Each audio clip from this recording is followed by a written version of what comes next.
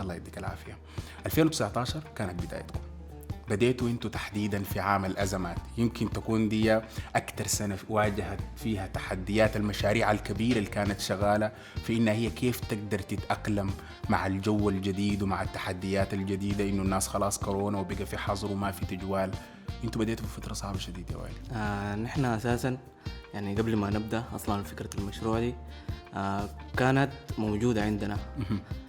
فنحن تقريبا كان يعني نحن مواليد السعودية وجينا السودان، ولما جينا السودان فقاعدين ومنفكر طيب ماذا بعد، حنعمل شنو؟ هل حنكتفي الخطوة الجاية شنو؟ الخطوة الجاية شنو؟ هل حنكتفي انه بس الناس تقرأ جامعات تتخرج وظيفة وإلى ذلك، ولا نمشي نشوف لنا فهم جديد؟ في الفترة دي كان يا دوب الترندات بتاعت المطاعم يعني شغالة.